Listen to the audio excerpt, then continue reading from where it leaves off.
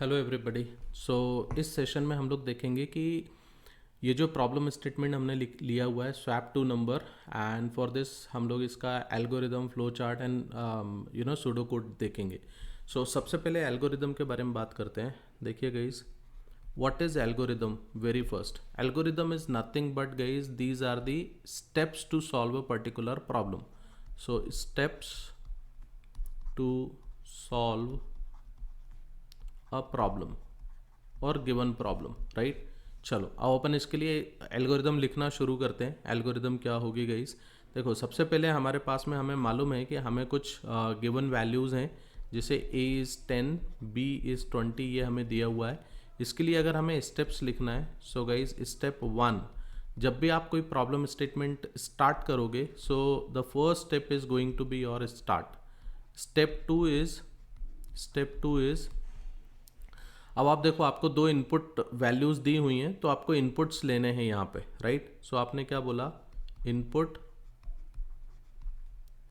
First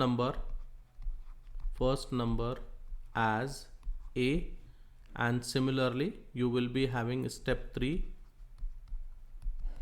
input second number as B. Okay, ये आपने values ले ली, input. Now the next step that you will be having over here is step 4 is, अब आपको देखो, आपके पास में टेम्प एक बैकअप वेरिएबल है, तो आपने क्या बोला? Assign temp is equal to A, मतलब आप ए की वैल्यू को टेम्प में असाइन कर रहे हो। Now what is the step number 5? You are saying assign a is equal to b, मतलब b की वैल्यू आपने a में असाइन कर दी। एंड स्टेप नंबर 6 इज, आपने बोल दिया assign b is equal to temp. यही तो एक लॉजिकल काम हमने किया हुआ था ना, कि a में अगर मेरे पास में 10 है तो 10 मैंने पहले बैकअप में होल्ड कर लिया, b में 20 है तो 20 को a में डाल दिया, उसके बाद में जो बैकअप वैल्यू थी 10 उसको वापस से उठा के b में लेके आ गए, राइट। सो आप देखो, इस तरीके से आपका डेटा स्वैप हो गया। डेटा स्वैप होने के बाद में आपको यहाँ पे एक स्टेप बतानी है, एंड दैट इज़, जैसे ही हमारा डेटा स्वैप हो जाएगा तो हम इसको डेटा को डिस्प्ले करेंगे। तो यहाँ पे आप बता सकते हो डिस्प्ले ए एंड बी की वैल्यू को आप डिस्प्ले करा दो, right. And finally step number 8 is and or stop, whatever you want to call it. So I hope guys this algorithm steps are clear to all of you. How do we write the algorithm, right? I will be giving you few more examples later on as well, but at least swapping two number algorithm is clear to all of you. चलो next चीज़ देखते हैं अब अपन, and अगली चीज़ है pseudo code. So let me just right this thing for you. This is the pseudo code. Now what is this pseudo code? Pseudo code is nothing but guys, it is a dummy code. अब dummy code किसको बोला जाता है? Actually ये एक informal instructions होती हैं, जो कि एक प्रॉब्लम स्टेटमेंट को स्पेसिफाई करती है, और इसके अंदर आप कोई भी कोडिंग सिंटेक्स आप स्पेसिफाई नहीं करते हो, कोडिंग सिंटेक्स आप इसके अंदर नहीं लिखते हो, right. So if you want guys, I can just right this thing for you. So this is the informal instructions to solve problem statement that does not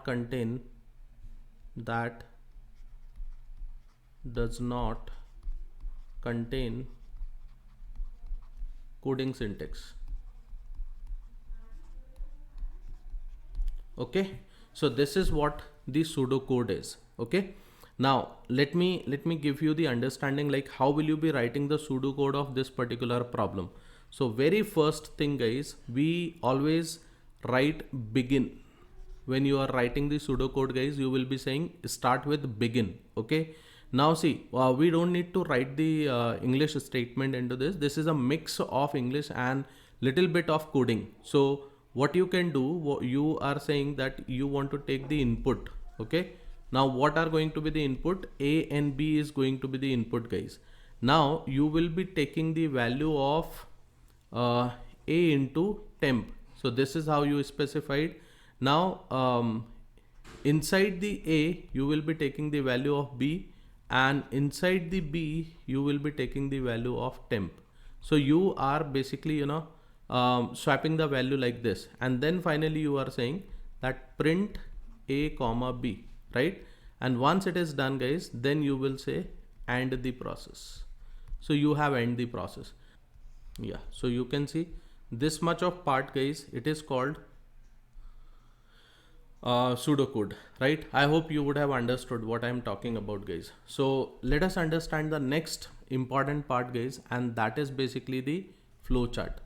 So let me select this. But guys जब हम flow chart के बारे में बात करते हैं तो flow chart में बेसिकली कुछ सिंबल्स होते हैं, राइट? Flow chart symbols. अब वो क्या सिंबल्स हैं पहले उनको समझना ज़रूरी है। देखिए, सबसे पहली चीज़, ये एक सिंबल होता है। इस सिंबल का काम क्या होता है? Just a minute. ये जो सिंबल है, इस सिंबल का काम होता है स्टार्ट और स्टॉप को शो करना, राइट? मतलब आपकी कोई भी प्रोसेस स्टार्ट या स्टॉप हो रही है, उसको शो करने का काम ये सिंबल करता है। नेक्स्ट, इसके बाद आप क्या करते हो?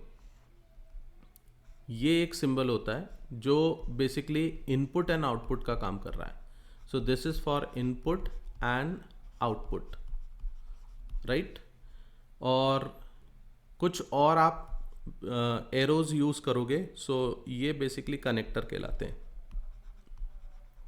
कनेक्टर्स, जो आपके अलग अलग सिंबल्स को ऐड करने का काम या कनेक्ट करने का काम करते हैं। गाइज, हम लोग इसको और डिटेल में समझेंगे जब मैं आपको इसका एक एग्जांपल दूंगा तब। एक और सिंबल होता है guys, this symbol is used for processing. ये प्रोसेसिंग का काम करता है, right? And there is one more symbol, this one, this is basically used for the decision making. So ये डिसीजन मेकिंग का काम करता है। Is it clear everybody? So आप एक बार फिर से इसको देख सकते हो, समझ सकते हो। और दूसरी चीज़, हम फ्लो चार्ट को क्यों यूज़ करते हैं? What exactly flow chart? अगर आपसे कोई पूछता है फ्लो चार्ट क्या है actually, so it is a diagrammatic representation of your problem that you are going to solve. Okay, चलो अब अपन आगे देखते हैं कि यही जो एक स्टेटमेंट मैंने आपको दिया हुआ था, इसके लिए आप फ्लो चार्ट कैसे बनाते हो। सो सबसे पहली चीज़ है, हमारे को प्रॉब्लम स्टेटमेंट को स्टार्ट करना है। ये देखो, आपने सबसे पहले इसको स्टार्ट किया, राइट? स्टार्ट करने के बाद मैंने आपको बताया था ये कनेक्टर है, और यहाँ पे मेरे को दो इनपुट्स लेना है। सो इनपुट आपको क्या लेना है? इनपुट A कॉमा B, ये आपको इनपुट ले लिया आपने। Now what after this, you want to do some processing. So ये प्रोसेसिंग के लिए यूज़ होता है। अब आप देखो, आप प्रोसेसिंग क्या कर रहे हो? आपने बोला टेम्प के अंदर A को रखेंगे, A के अंदर B को रखेंगे, और B के अंदर वापस से टेम्प को इनिशियलाइज करवाएंगे, right? Once it is done, now what is the next thing? आपको इसको डिस्प्ले कराना है। सो डिस्प्ले कराने के लिए ये वाला सिंबल यूज़ करते हो, और आपने यहाँ पे बोला प्रिंट A कॉमा B, और जब ये प्रिंट हो गया, then what is the last thing? Last thing is guys, you want to stop it. So again you will be using this. So this is stop. अभी guys आपको समझ में आ रहा है? Now you can see what all things we have discussed here. So मैंने आपको algorithm के बारे में बता दिया guys, what is algorithm. So these are the set of steps that you will be writing to solve a particular problem. We have also seen about the pseudocode.